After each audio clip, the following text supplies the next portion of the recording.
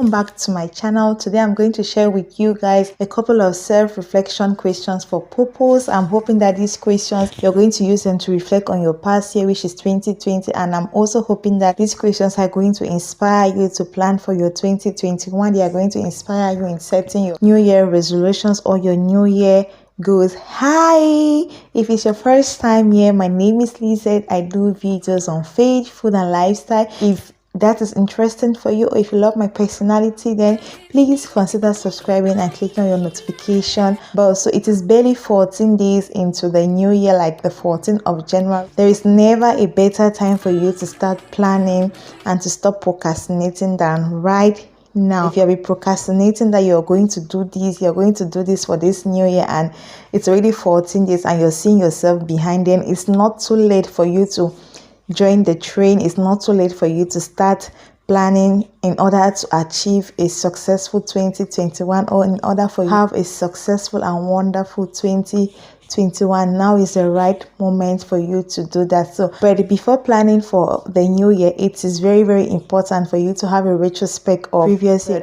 Why is it important for you to have a retrospect of 2020? Life can only be understood backward, but must be lived forward. Reflection is a very, very important element in goal setting, because when you self-reflect, or when you think about the previous year, when you think about what you have done in the previous year, it gives you an opportunity to sit back and, to learn from your past mistakes. It gives you an opportunity to learn from your previous experiences, from your previous lessons that you encountered. Why not to learn from your mistakes? To reflect, because it gives you the ability to think back. It gives you the ability to, observe yourself in action. When we reflect, we pick out patterns in which we want to continue into the next year. We also pick out patterns which we want to stop, pick out patterns that we want to improve on it, or we pick out mistakes that we don't want to carry into the new year. These mistakes that we don't want to do them again, we don't want them to reoccur in our lives, so that we don't find ourselves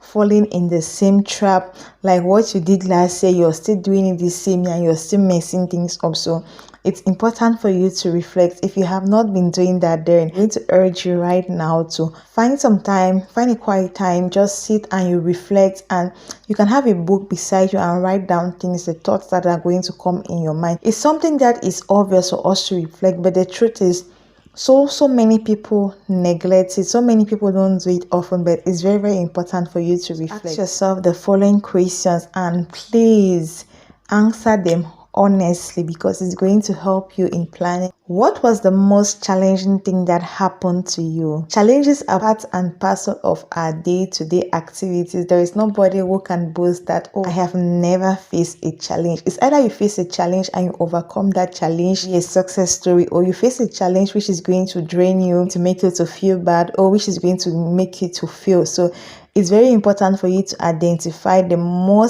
identify all the things that challenged you. There are some challenges that come as a result of unforeseen circumstances. There are some challenges that comes as a result of circumstances that we cannot control. So I want you to identify all of those challenges and pick out the lessons that you learned from those challenges. Pick out the way you behave while you were facing those challenges. Another question you want to ask yourself is, what was your biggest time waster? I don't know if you are like me. At times, I find myself doing a particular task for hours, and at the end, I've wasted like 3 hours, 4 hours, but I don't see how productive the thing is. And also, there are things that take our time that we don't even know. So it's important for you to identify those things that consume you, those things that you consume that waste your time, that makes you not to be very productive. It's good for you to identify them. For me, my number one time waster used to be Netflix. Like, I used to watch a lot of movies, but now I have it under control. So when you identify the things that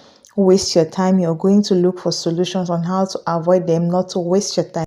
What used to kill my time in terms of YouTube work is the editing process, because I used to have this mindset like, I want to be perfect. I want my videos to look like this. I want it to look like this. So many times I'm going to film a video and I'm going to send it to my friend. I'm like, and I'm not feeling this video. I feel like it's not good enough. I feel like I didn't put in too much work into this video, so I'm not going to post it. But she's like, the video is good, go ahead and post it. So I will waste a lot of time editing just because I want it to be perfect. But at times you don't have to strive for perfection, because when you have that perfectionist mindset, it's going to delay you to work. Another question you want to ask yourself is, what was the biggest lessons you learned from 2020? So I'm not going to talk about this because I already have a video where I talk about the lessons that I learned in 2020. If you haven't watched that video, I'm going to leave it in the description box, and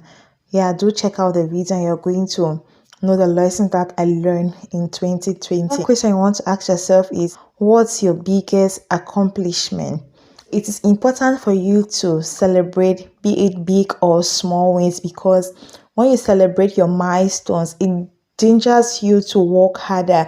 It motivates you to work harder. You keep on achieving milestones no matter how small they are, and you don't recognize that that is an achievement. You're going to feel like you haven't done anything useful, or you haven't done anything productive for a long run. Meanwhile, you have been doing things, but your failure to recognize your small milestones or your small achievements is holding you back. So it's important for you to recognize your achievements and celebrate the small wins that you have. It's going to motivate you.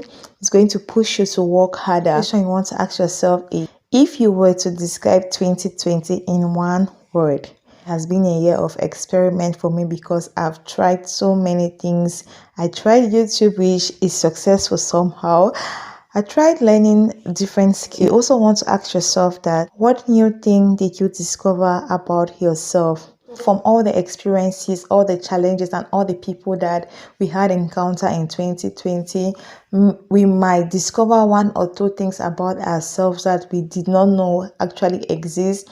These things could be talent, hidden skills. Identify your talent, help you in planning for 2021. I just came to realize that I'm good at editing. I've been getting good compliments from people, those I don't know and those I know, how they appreciate the way I edit my videos. So I think that I discovered one hidden talent or one hidden skill that I have, which is in editing. What is your team word for this year? Every year it's good for you to have a team word. It could be a Bible phrase that you have it as your team word. Be like what, for example?